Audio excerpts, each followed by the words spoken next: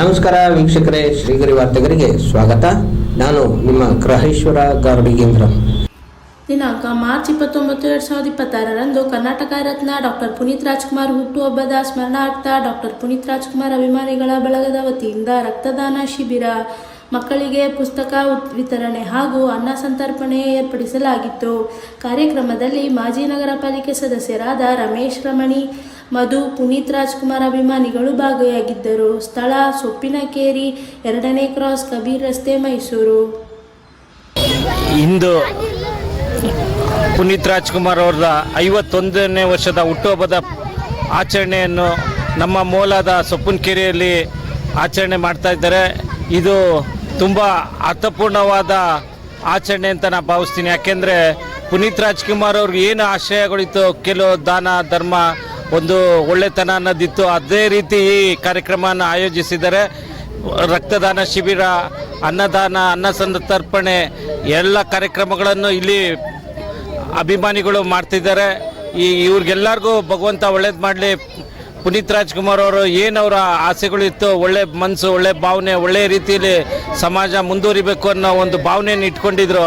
ಆ ಭಾವನೆಯಲ್ಲಿ ಈ ಯುವಕರು ಮುಂದುವರಿತಾ ಇದ್ದಾರೆ. ಅವರೆಲ್ಲರಿಗೂ ಭಗವಂತ ಒಳ್ಳೇದು ಮಾಡಲಿ ಅಂತ ಕೇಳ್ಕೊಂಡು ಜೈ ಹಿಂದ್, ಜೈ ಕರ್ನಾಟಕ. ಸತತವಾಗಿ 4 ವರ್ಷದಿಂದನೂ ಈ ಕಾರ್ಯಕ್ರಮ ಪ್ರತಿ ವರ್ಷ ಅವ್ರ ಬರ್ತಡೇ ದಿನ ಮಾಡ್ಕೊಂಡು ಬರ್ತಿದ್ದಾರೆ. ಅವರೆಲ್ಲರಿಗೂ ಒಳ್ಳೇದಾಗಲಿ.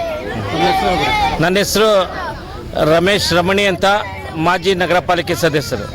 ಪುನೀತ್ ರಾಜ್ಕುಮಾರ್ ಅವರ ಹುಟ್ಟುಹಬ್ಬದ ಪ್ರಯುಕ್ತ ರಕ್ತದಾನ ಮತ್ತು ಅನ್ನ ಸಂತರ್ಪಣೆ, ಮಕ್ಕಳಿಗೆ ಬುಕ್ಕು ಪೆನ್ನನ್ನು ವಿತರಿಸಲಾಗಿದೆ.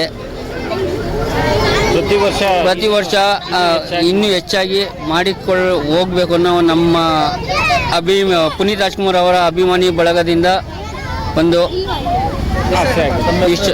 ಮಧು. ಮೈಸೂರು ಮಂಡಿಮೊಹಲ್ಲ ಸೊಪ್ಪನಕೇರಿಯಿಂದ ಇಲ್ಲಿ ಅಪ್ಪು ಸರ್ದು ಬರ್ತಡೇ ಮಾಡ್ತಾ ಇದ್ದೀವಿ. ಅದಕ್ಕೆ ಎಲ್ಲರೂ ಪ್ರೋತ್ಸಾಹದಿಂದ ಬರಬೇಕು, ಬಂದು ಎಲ್ಲ ಪಾರ್ಟಿಸಿಪೇಟ್ ಮಾಡಬೇಕು ಮಕ್ಕಳು. ಆಮೇಲೆ ಇಲ್ಲಿ ಅವ್ರದ್ದೇ ಒಂದು ಬರ್ತಡೇಗೋಸ್ಕರನೇ ಇಲ್ಲಿ ಅನ್ನದಾನ ಎಲ್ಲ ಮಾಡಿದ್ದಾರೆ, ರಕ್ತದಾನ ಪ್ರತಿಯೊಂದೂ ಶಿಬಿರ ನಡೀತಾ ಇದೆ. ಅದಕ್ಕೆ ನಾವು ತುಂಬ ಚಿರಋಣಿಗಳು. ಆಮೇಲೆ ಇಲ್ಲಿ ಇವರು ಕಾರ್ಪೊರೇಟರ್ ಆದವರು ರಮಣಿಯವರು ಬಂದಿದ್ದಾರೆ. ಅವರು ಇಲ್ಲಿಗೆಲ್ಲ ಹೆಲ್ಪ್ ಮಾಡ್ತಾರೆ.